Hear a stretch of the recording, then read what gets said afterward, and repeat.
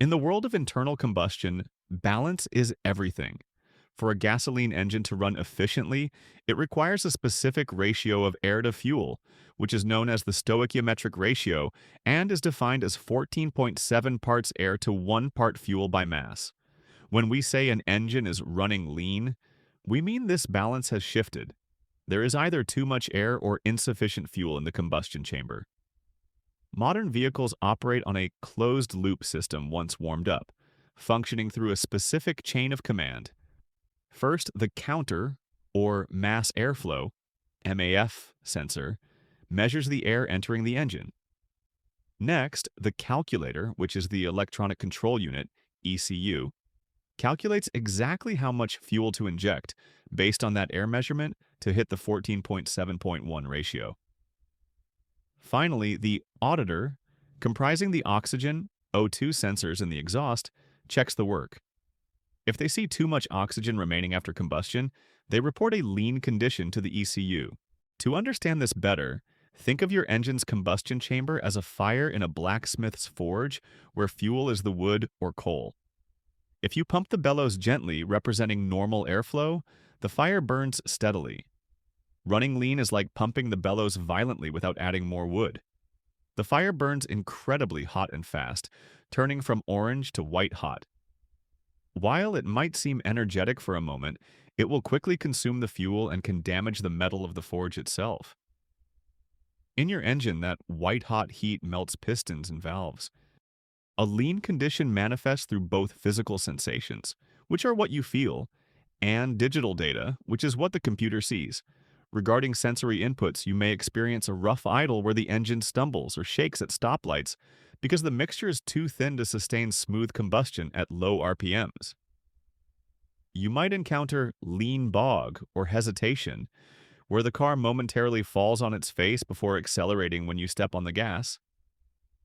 This happens because the sudden influx of air from the throttle opening isn't matched instantly by fuel, momentarily starving the engine.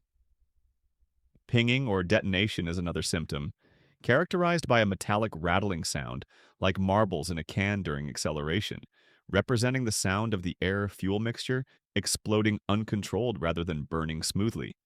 A major engine killer. Surging is also common, where the RPMs rise and fall rhythmically as the ECU desperately tries to adjust fuel levels to compensate.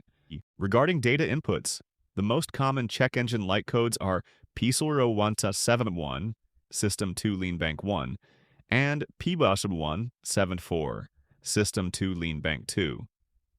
You may also notice elevated engine temperatures because lean mixtures burn hotter, potentially causing the coolant gauge to creep up. Furthermore, if you pull a spark plug, the insulator nose will look bone white or glazed, rather than a healthy tan or light gray. While a failing fuel pump can cause a lean condition, I find that 80% of lean codes are caused by unmetered air. This is air that enters the engine after the MAF sensor, but before the combustion chamber. Since the MAF didn't count this air, the ECU didn't inject fuel for it, resulting in a massive surplus of oxygen. The usual suspects for this issue start with vacuum leaks, which are the number one culprit. Any rubber hose connecting to the intake manifold is a potential leak point, with common failure points including PCV hoses, brake booster lines, and EVAP purge lines. Intake manifold gaskets are another frequent cause. On many modern V6 and V8 engines, plastic intake plenums expand and contract, eventually cracking the gaskets or O-rings sealing them to the engine block. The post-MAF intake boot, the rubber accordion tube connecting the airbox to the throttle body, also often develops cracks in the folds. Finally, upstream exhaust leaks can be deceptive. If there is a leak in the exhaust manifold before the O2 sensor, fresh air is sucked in between exhaust pulses. The O2 sensor sees this fresh air, thinks the engine is lean, and commands the ECU to dump fuel. This is a false lean that actually causes the engine to run rich, though the code says lean. When diagnosing these issues, do not just throw parts at the car. Use a logical professional workflow. Step 1 is a visual inspection and auditory check.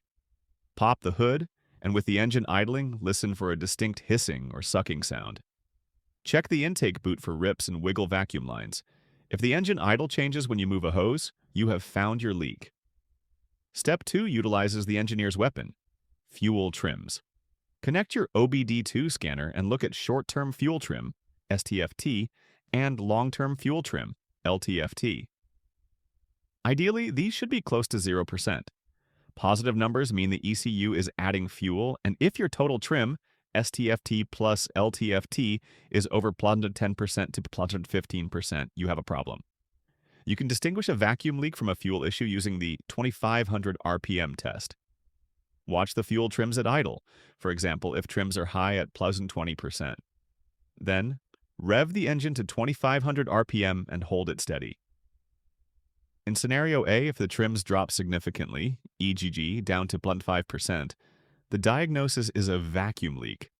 This is because at high RPM, the engine is sucking in so much air through the main throttle that the tiny pinhole leak doesn't matter as much, and the ratio of bad air to good air decreases.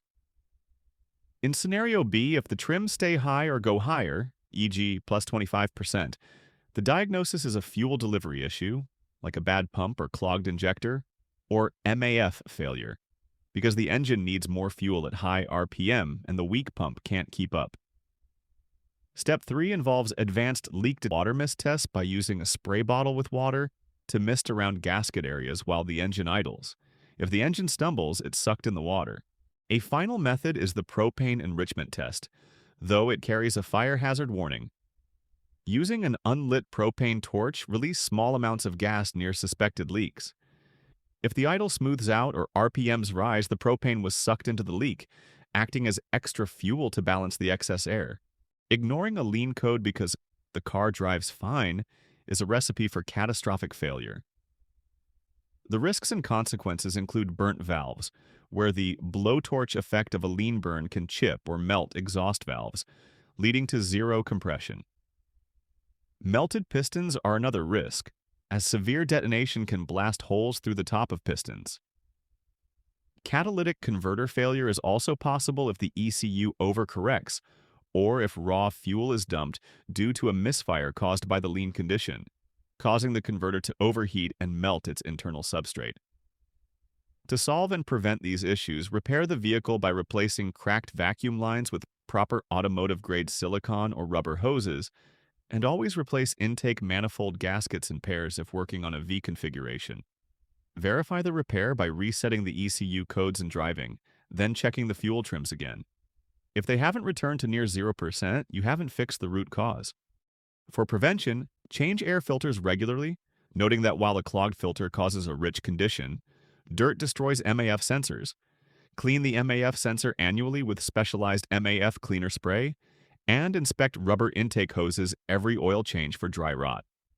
To summarize the diagnostic behavior found in the cheat sheet, if you have a rough idle and code P0171, and your fuel trims are high at idle but drop low at 2500 RPM, the likely cause is a vacuum leak, such as a hose, gasket, or intake boot. If you experience a lack of power and code P0171, and your fuel trims are high at idle and remain high, or increase at 2500 RPM, the likely cause is fuel starvation, pump, filter, injector, or a faulty MAF sensor. If you have codes P0171 and P0174 affecting both banks equally, look for an upstream leak, MAF boot, PCV, or a fuel pump issue. If you have P0171 only affecting only one bank, the likely cause is an intake manifold gasket on one side or an exhaust leak on one side. Note that this guide covers the universal principles of OBD internal combustion engines. For vehicle-specific torque specs and hose routing, always consult the factory service manual.